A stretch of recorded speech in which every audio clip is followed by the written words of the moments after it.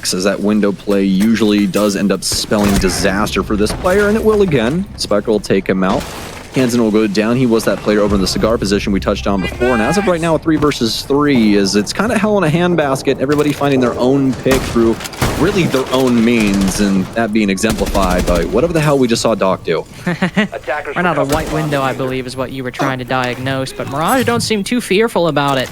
Not really worried all that much. Swalty has walked into the default plant spot inside a reading. Rampy's picked up the case instead.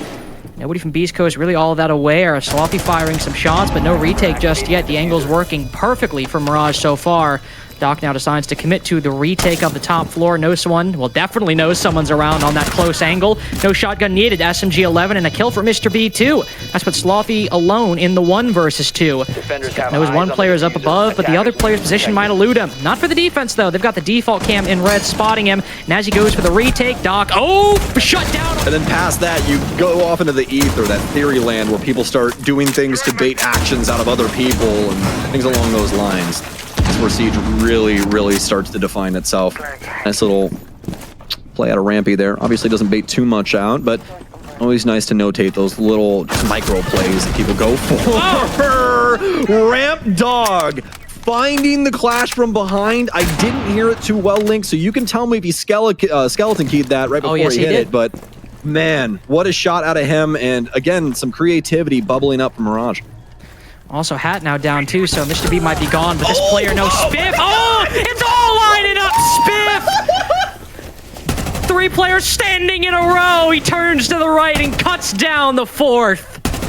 We might have been talking about Rampy. He's certainly shutting down the conversation over on bottom VIP, but he's got only 10 seconds to recover the diffuser. Huge play by Spiff to seemingly tie round 2 up for Beastcoast, but does Rampy have it in him to clutch a 1v2 angles to do it? But Beastcoast, if they can just play their trades, they're in extremely good positioning. Rampy 1 grenade. Will he make it 2? Yes, he will.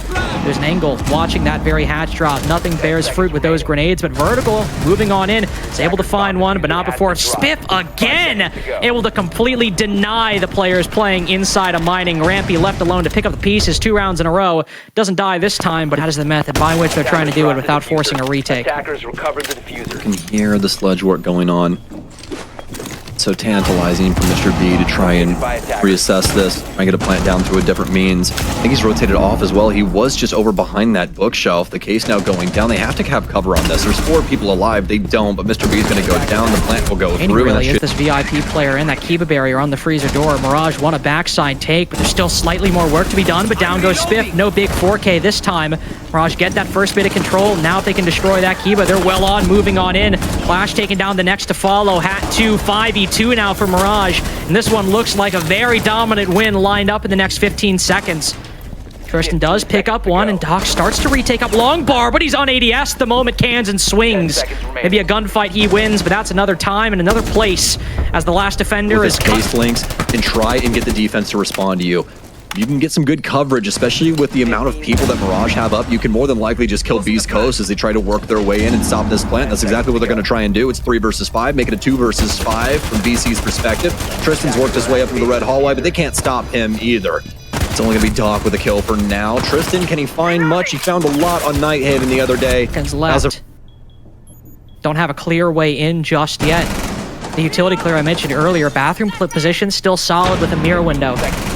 Cocktail still solid with a mirror window.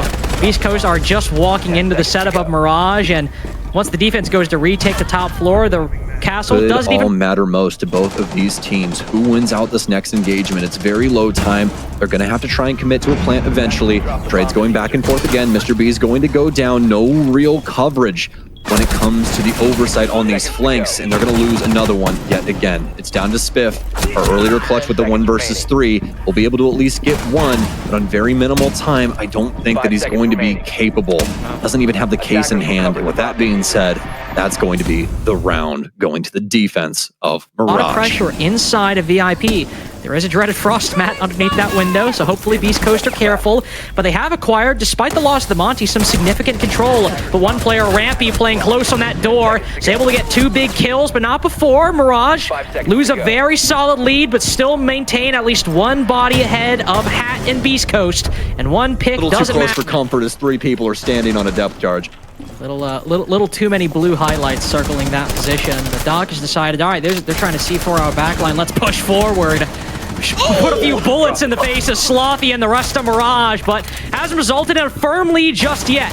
Spiker does find one, but doesn't come away with it with a kill. It's a 1v2 though. Beastcoast have an advantage they've sorely needed. Please don't throw it away like this, man. You've just gotten it. A few big kills early on. Don't let the game end here off a clutch of Mirage's own. Spiker sees him around the Kiba barrier, knows he's pushing up through the pixel position, rotates accordingly, trying to bait Beastcoast as much as he can, dodges the flash. Where is Spiff gonna push this? In through Freezer, close with the bearing 9. He's going to check this position. Does Spiker win it? Yes, he does! 7-3 for Mirage as they keep Beastcoast down way at the bottom. But they move up now to 8 points in the NAL, a little bit closer to 6th. We'll throw it to the desk to break down another heartbreaking loss for BC.